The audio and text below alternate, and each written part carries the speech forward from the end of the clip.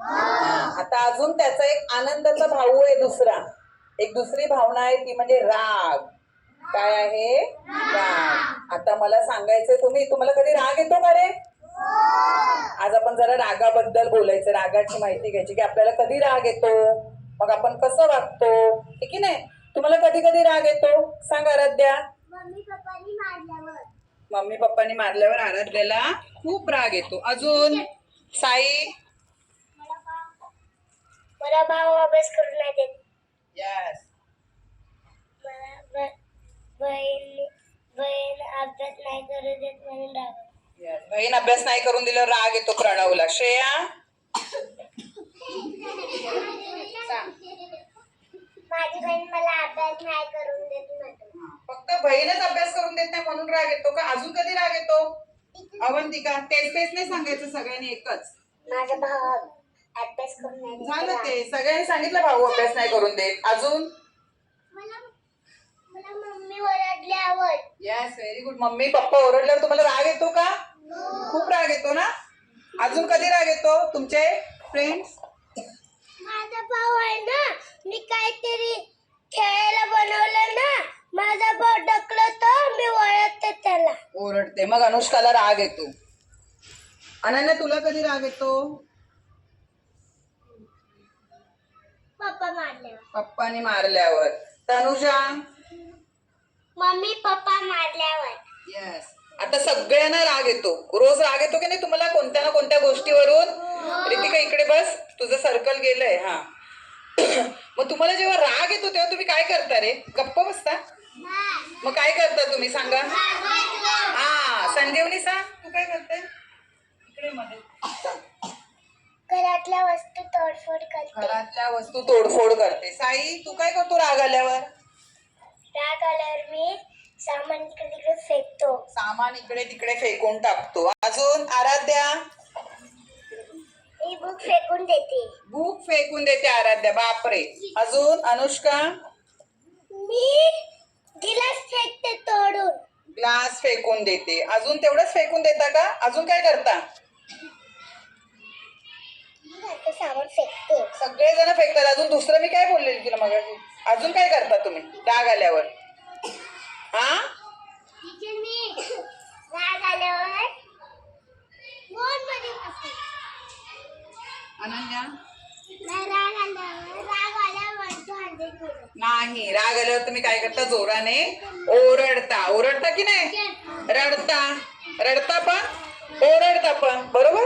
मग राग आल्यावर हे सगळं करणं योग्य आहे का? नाही. मग तुम्हाला आता मी त्याच्यावर उपाय सांगणार आहे, आयडिया. जेव्हा आपल्याला खूप राग येतो की नाही तेव्हा त्याच्यावर काय करायचं? आता आपण एक नाटक बघूया. आराध्या ते घे. बघा जरा आराध्या काय करते. नाही जाऊ दे, साई एकटा जा.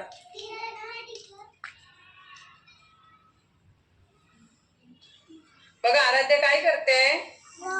ब्लॉक्स लावते. अनन्या नीट बस बाळा.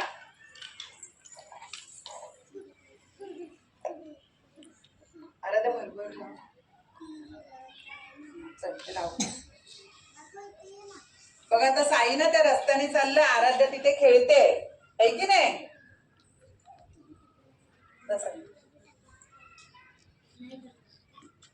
हा, ओरड.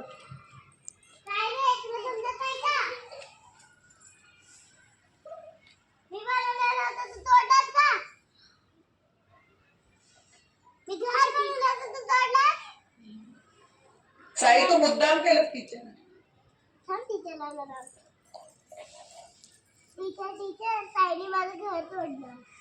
साई तू मुद्दाम तोडलंस का? नाही. पण तू का तिने एवढं बनवलेलं तू तोडलंस? आता आराध्या किती रागवली बघ तुझ्यावर. रागवली की नाही? मग आता काय करायचं आपण? सॉरी बोल तिला. आराध्या, साईचा चुकून धक्का लागला. तू जात होता आणि तो रस्त्यामध्ये बनवत होतीस की नाही? मग त्याने मुद्दाम हात तोडलं का?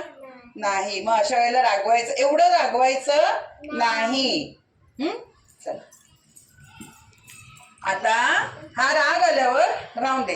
आराध्या आता काय करणार?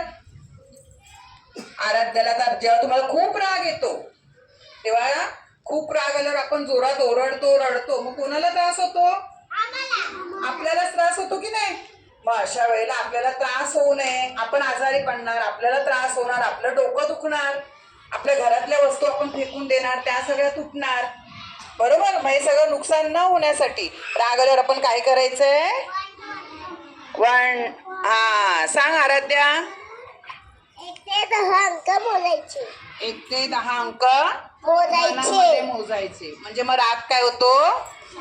शांत होतो. अनुष्का फोन मध्ये बसायचं. दाखव बसून मौन मध्ये. 1 ते 10 अंक बोलायचे. अनुष्का बघा बोलली असं मौन मध्ये बसायचं सगळ्यांनी शांत, बरोबर? आराध्या मौन मध्ये बसायचं. अजून रितिका काय करायचं? बरं रितिकाला सुचत नाही. तनुजा 1 to 100 नंबर मोजायचे. 1 to 100 नंबर मोजायचे. मोठ्याने मोजायचे का? मनामध्ये मोजायचे आणि शांत बसायचं, किंवा आपल्याला जे आवडतं ते काम करायचं, चित्र काढायचं किंवा दुसऱ्यामध्ये आपलं मन गुंतवायचं, म्हणजे मग आपला रागमारी होत नाही, है ना? बोल. चित्र काढायचं, बरोबर? अभ्यास करत बसायचं. अभ्यास करत बसायचा. Very good. म्हणजे आज आपण काय शिकलो?